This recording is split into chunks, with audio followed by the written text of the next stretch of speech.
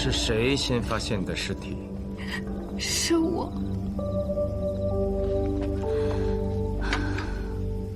苏禅，人死不能复生，现在最重要的是找到凶手，以告慰耿老仵作在天之灵。无凶手。什么？你验过尸？我并未动过尸体，可我爹几日前曾教过我，他这是马钱子中毒之象，而马钱子正是我爹用来抵御创毒之痛的。我观现场并无打斗痕迹，故而推断，我爹是服用了过量的马钱子。这马钱子毒之前倒是听说过，还真没亲眼见过。这马钱子是一味药材，可以消肿止痛，但一般不多见，因为稍有不慎极易中毒，一旦中毒极其痛苦，头足相救，其势如弓，也像织布机，所以又叫千机药。中马钱子之毒者，起初无力，脖子发硬，继而肩部和大腿陷入痉挛，直至周身抽搐，最后全身蜷缩入弯弓，反复弯曲多次，其痛苦可为人间之罪。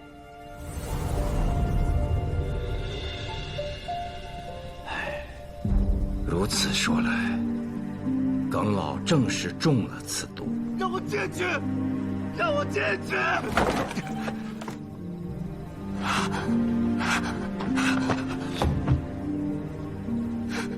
师父！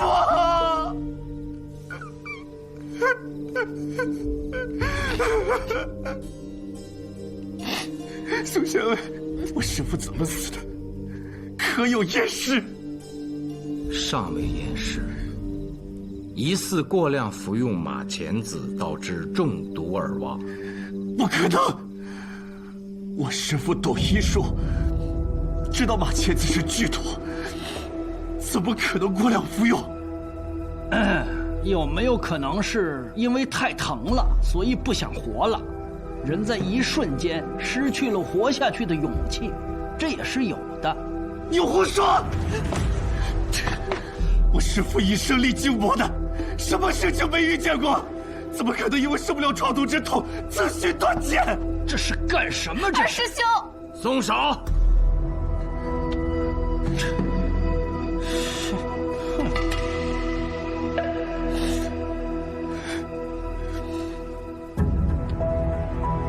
苏仙尉，请允许我一妖为恩师验尸，找到真正的凶手。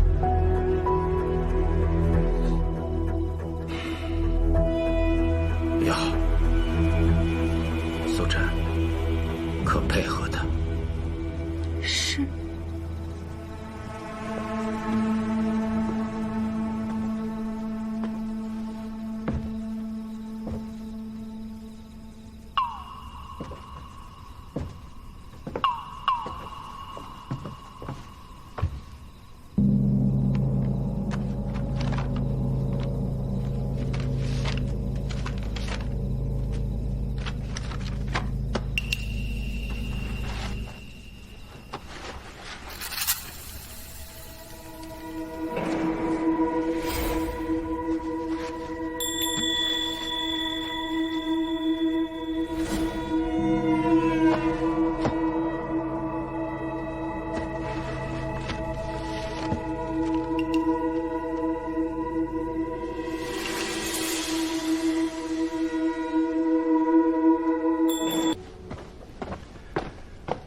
县尉，连续3起命案都没有抓到凶手，按规制当将案卷转送雍州府。不急，耿老的灵堂布置好了吗？布置好了，阴妖说算好了日子，今日就会下葬。今日就要下葬？樱桃，拿人。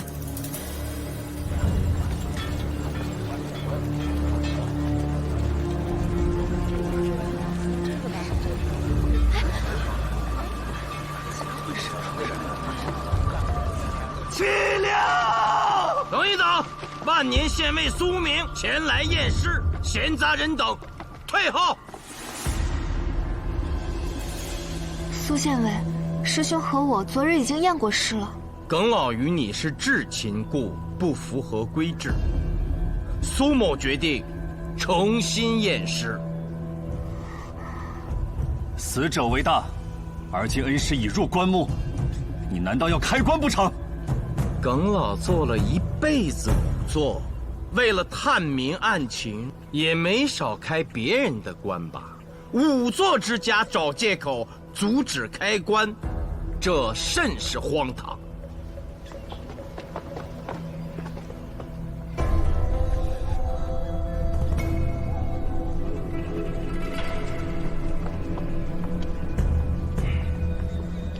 你们都先出去，我要先祭拜耿老。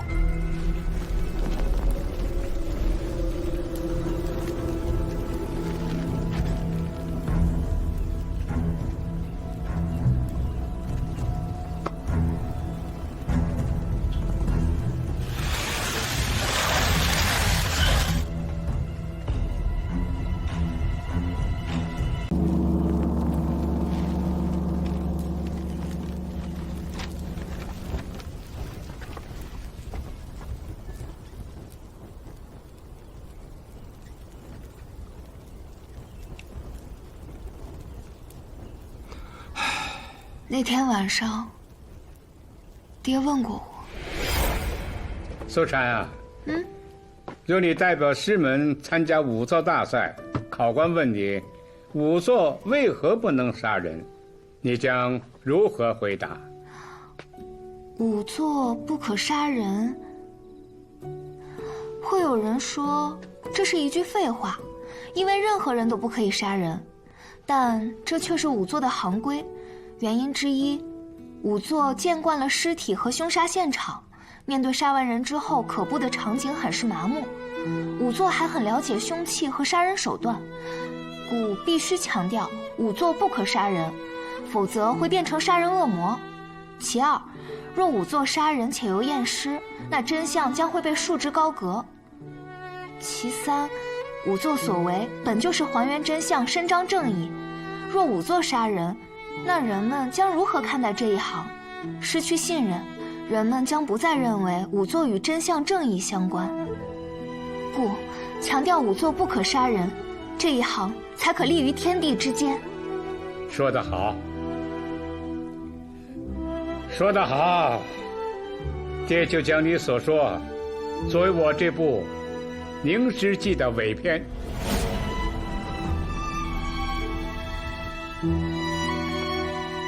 我觉得耿老没有写完最后一篇，是想让你成为他的合著人。什么？仵作为何不可杀人的道理，本就是你讲出来的。作为他的女儿，你有责任替他完成此书。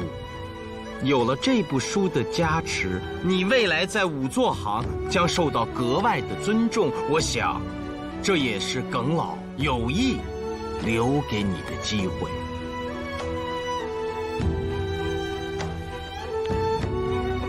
完成它吧，也许这部书会影响千年，成为后世仵作入行的必读之物。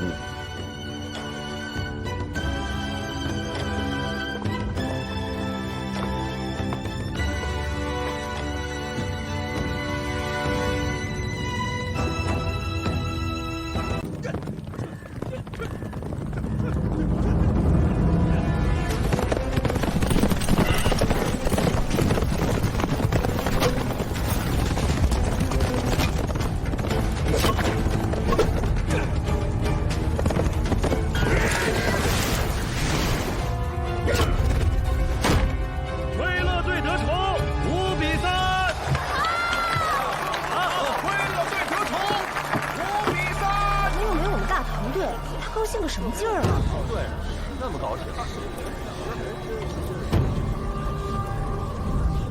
这个球打得好，这个纳铁已经连得3球了。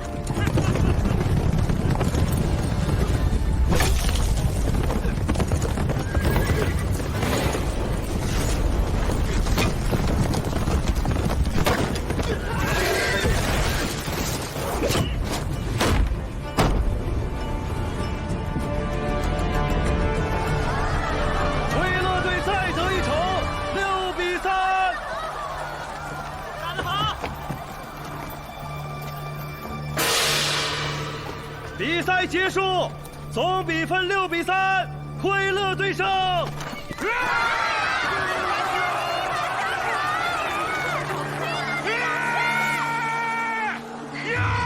厉害！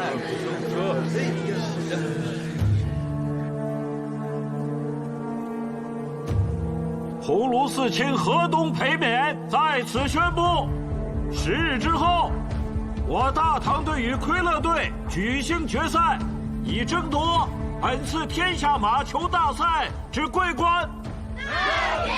大年，天下第一马球手！天下第一马球手！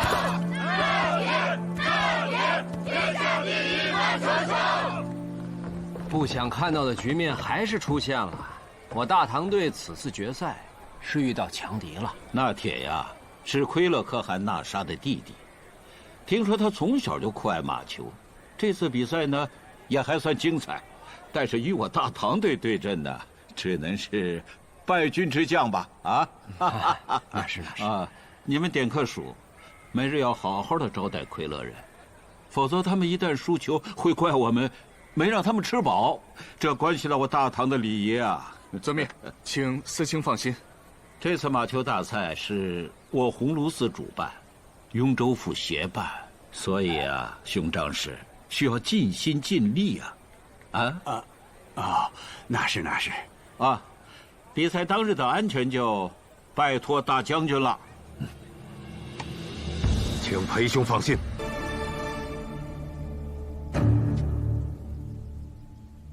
从哪儿来的？奎勒人飞鸽传来的密信。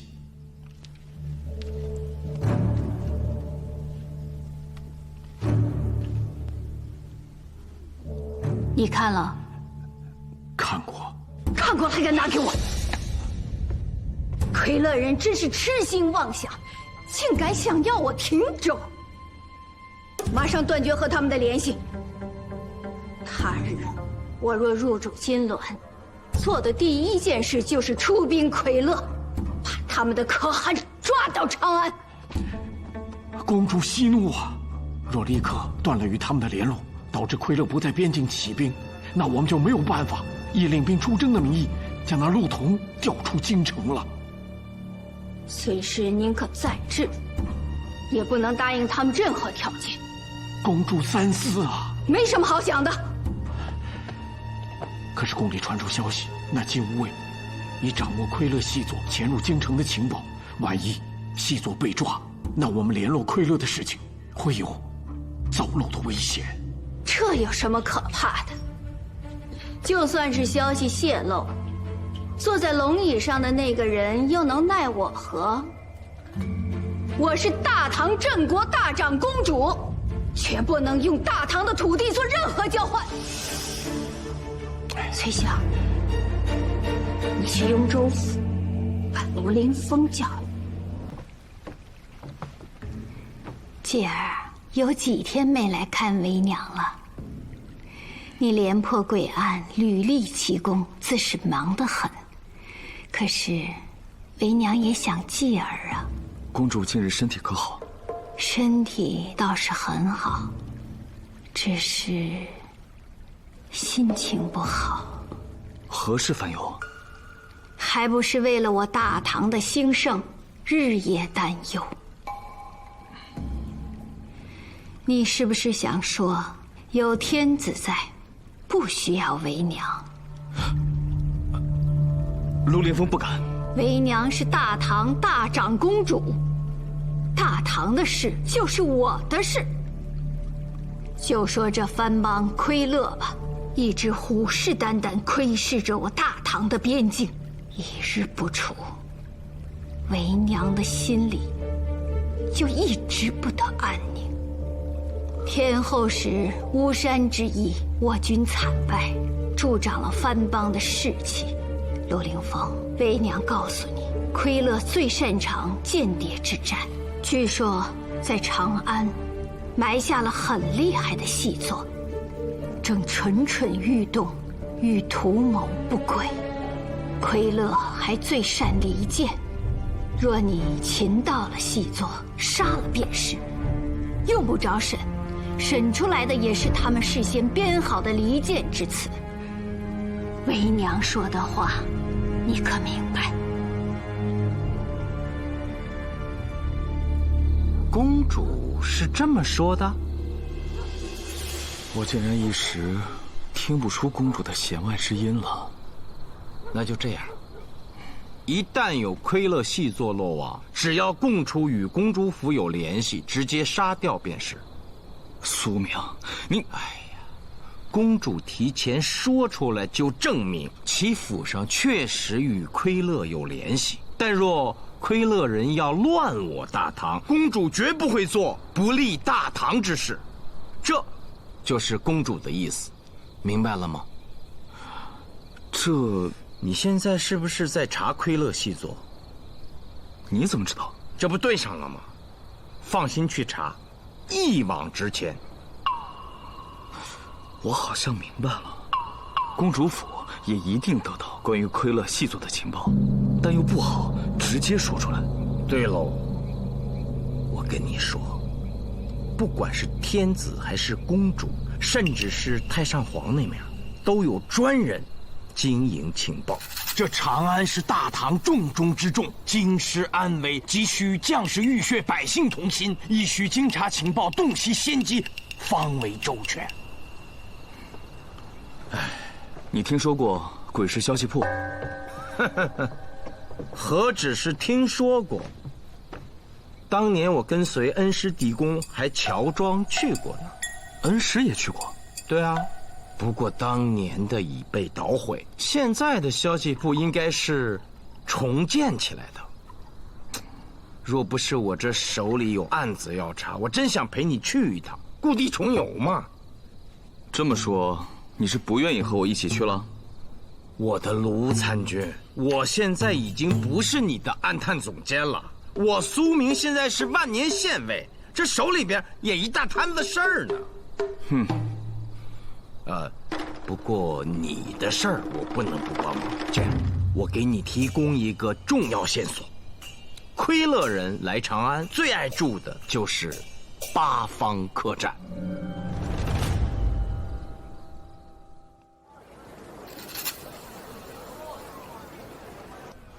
这窥勒人长得跟我唐人没有什么区别呀，到时候乔装改扮，穿上我唐人的衣裳，如何分辨他是细作呀？所以没向中郎将禀明。理解，坐。你平日在哪儿供职？鸿胪寺。哦，那倒是对收集情报有所帮助。可我怎么听说这条情报是从鬼市上得来的？通过跟各国使团打交道，收集情报太难了。毕竟他们中许多人身份和我一样，不是守口如瓶，就是放出假消息，故弄玄虚。哎，我总得做事啊，所以只好叫手下暗探常到鬼市的消息铺去转转，这不就得到了这条有用的情报。暗探者何人？此人名叫刘喜。这条情报花了多少钱？啊，10万钱。李庄，你可真够大方的。哎，这有用的情报就是贵呀。我要见这个刘喜。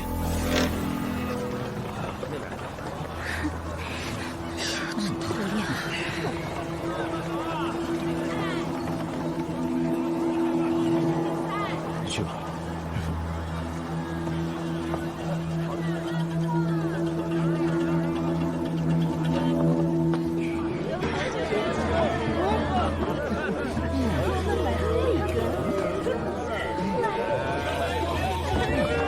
刘喜，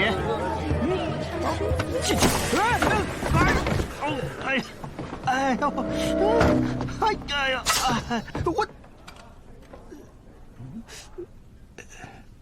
恕我眼拙，不会是卢参军吧？你认识我？大名鼎鼎的范阳卢氏大长公主之子，你也来这地方？说什么？我哪句话说错了？哦，您和公主的关系尚未公开，但您别忘了，我是做什么的呀？早在1年之前，就有人在鬼市卖您身世之谜的消息，值5000钱呐！少说废话！你卖给李庄那条情报是从鬼市消息铺何人处得到的？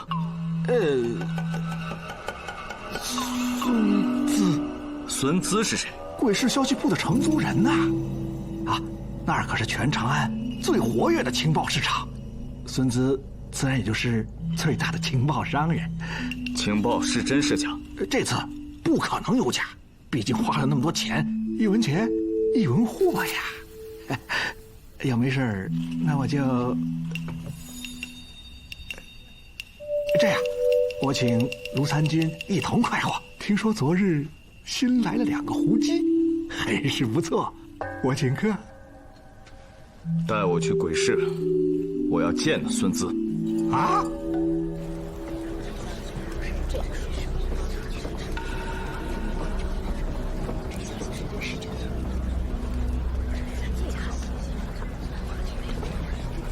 真有消息铺，这长安还真是卖什么的都有。自由开放，包容并举，这就是长安的魅力。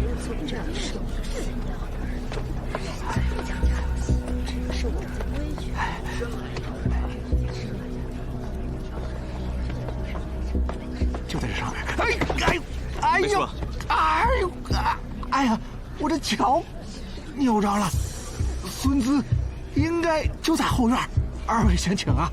哎呦，哎呦喂，哎呀，哎呀，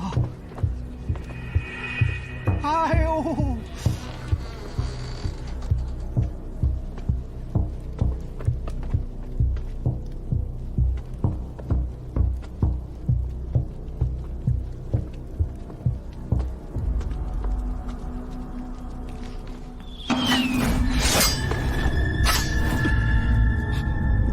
徒儿小心！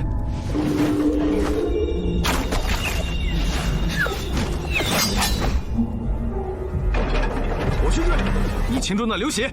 是。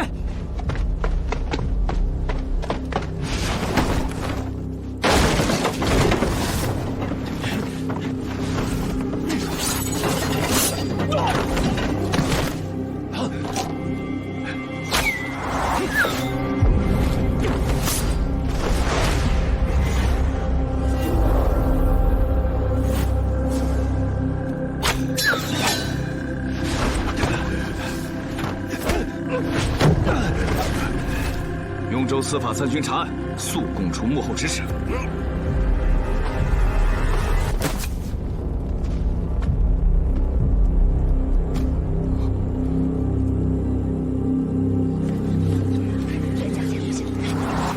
刘琦，站住！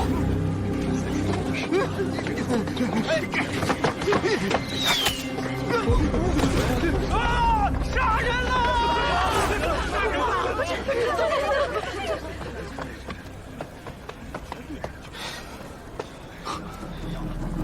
已经死了。刚才我打听到，消息铺的承租人孙资今天根本就没有来过鬼市，他在长安有宅子，就在凤仪坊。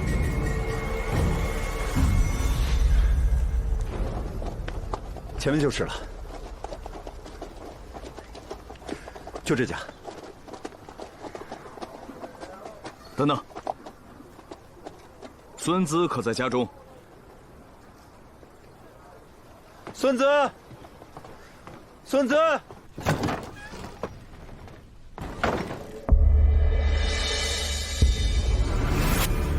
小环，擒住刚才那妇人。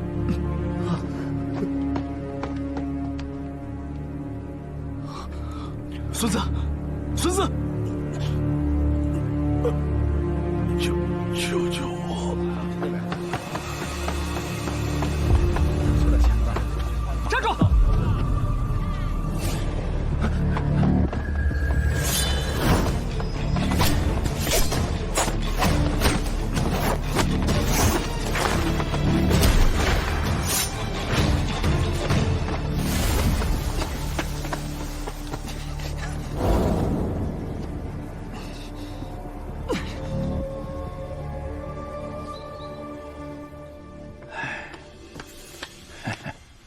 行了，你来询问吧，暂时死不了了。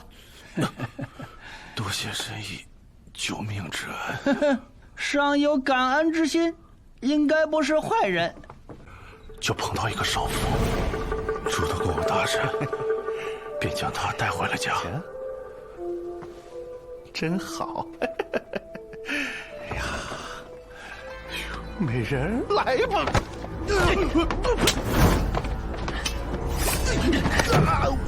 有人从你这儿买走情报，关于奎勒人的。你的消息从哪里来的？你是什么人？少废话，回答我！就算杀了我也不能告诉你，这是行规。我孙子是贵师小西铺之主，这规矩不能在我这里破了。你倒是个挺守行规的人。那如果是我问你呢？也不能说。可这关系到探破诡案，更关系到长安的安宁，甚至天子的安危。我干这行已经10几年了，在一些外邦，尤其是跟我大唐关系紧张的外邦，比如奎勒，我们是放有眼线的。这次的情报就是那边的眼线飞鸽传书带来的。也是不容易啊，在外邦安插眼线，需要不少银钱吧？当然。你何时拿到的情报？半个月前。情报又是何时从奎勒发过来的？2个月前吧。也就是说，信鸽飞了1个半月。是啊，从奎勒到长安，路程太远了。从长安到奎勒6000里，对人来说固然遥远，但对一只信鸽来说却还好。恩师狄公留下的探案笔记中曾记，他养过一只信鸽，1000里之距，4个时辰便已归巢。即便是最慢的，每天飞个500、600里也不成问题。而你们那只信鸽，6000里竟飞了1个半月。孙子啊，你虽身受重伤，可我还是要问你，你真的没有撒谎吗？大胆孙子，你可知对捕贼官说谎，当以有罪论处。好了，既然你不愿意破坏规矩，那情报的来源我自己查。等一等，行规失效，长安的安全事大。这次的情报是一个人卖给我的。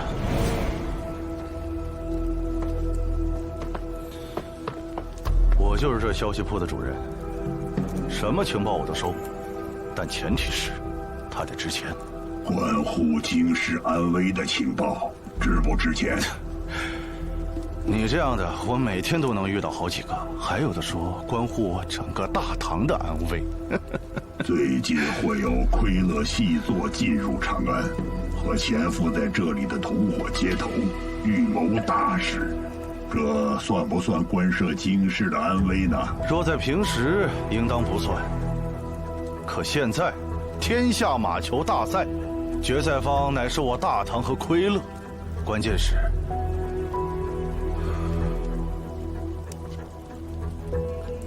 我该如何信你？你是想知道我是怎么得到情报的吗？我不会透露丝毫，这应该是规矩吧。所以这件事就要看你的胆识了。你想要多少钱？3万钱。我就告诉你接头地点，至于时间是在3日后。届时你只要守株待兔，就会有所收获。他告诉你接头地点了吗？说了。我想先把消息卖出去，自然会有人找到我，这样我就可以卖2次情报，接头地点再卖3万钱。你3万钱买的，打算卖13万？怎么算的13万钱？我把情报卖给刘喜，只收了1万钱。这个刘喜，1万钱买的情报，卖10万，他死的一点都不冤。你确定那个人是6指？确定。右手6根手指。全城寻找一个右手为6指的男子，此人声若洪钟，身材魁梧，身高超过6尺。是。切勿打草惊蛇。剩下的3块银锭给我。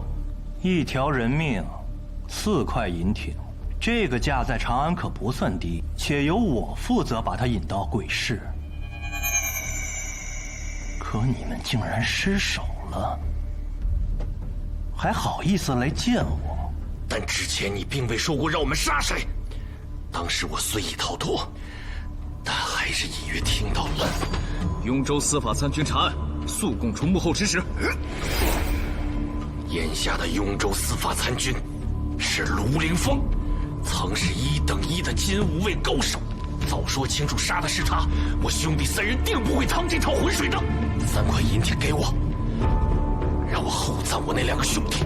若是不给，别怪我要了你的性命。好，我给你拿。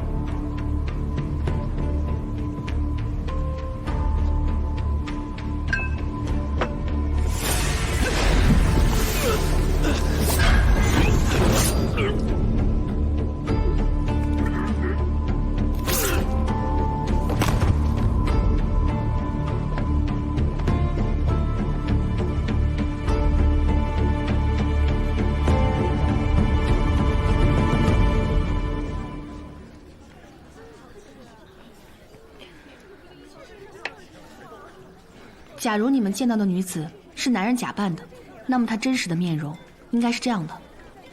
小姐，您这也太神了！我马上让雍州府的人仿制这幅画像，全城抓捕这个人。既可扮成女人，定极善美妆。喜君能画出她的样貌，但不知她会以何种装束示人，故而，在全城抓到她的机会不大。那怎么办？我们是在丰一坊见到他的，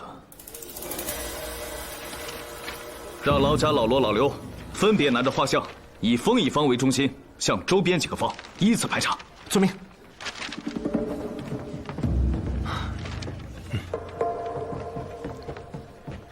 罗参军，坐。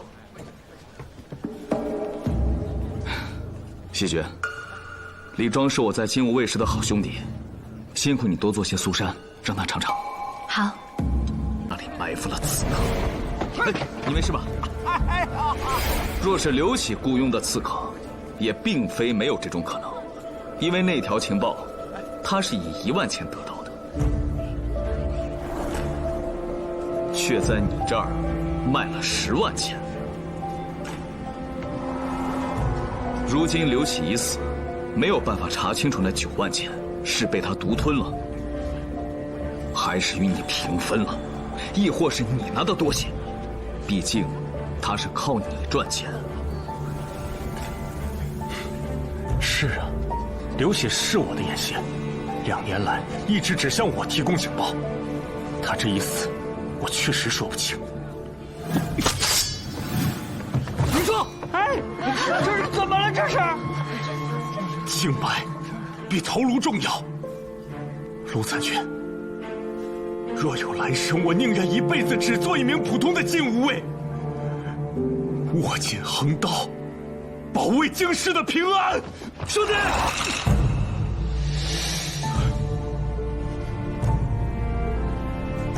把刀放下，不死，无法自证清白。是我鲁莽，妄自猜测，请兄弟原谅。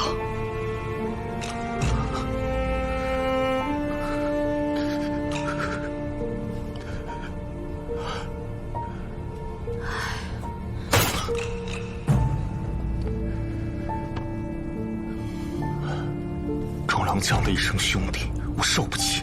承蒙多年栽培，李庄始终不能建功，我心里也是急呀。你10万钱我分文未取，不信可去我住处搜。我信你。没事了，没事了啊！今天在座的你们眼前的苏珊，全部免费，算我费老板的。没事了，没事了。之前坐。吕壮，你需仔细回忆一下，我查这条线索的事情，还有谁知道？与你分开后，我就去了雍州府。雍州府？对啊，这次马球大赛由鸿胪寺主办，雍州府协办，故而每日需要碰头。这个大赛在即啊，我要忙的事情多着呢。所谓每日碰头啊，那就是个形式。这样吧，今后我鸿胪寺这边呢，就由李庄做联络人啊。李庄啊，没什么大事啊，就不用跟我说了。是。啊，那雍州府这边就出柳司马。柳军呢，咱们是协办，一切都听鸿胪寺的。是。李兄，柳司马，柳司马作为联络人，我想亏了细作潜入长安的事，应该让他知道。再说，天子不也把案子交给雍州府办了吗？柳军，再也没有别人知道了？没有了。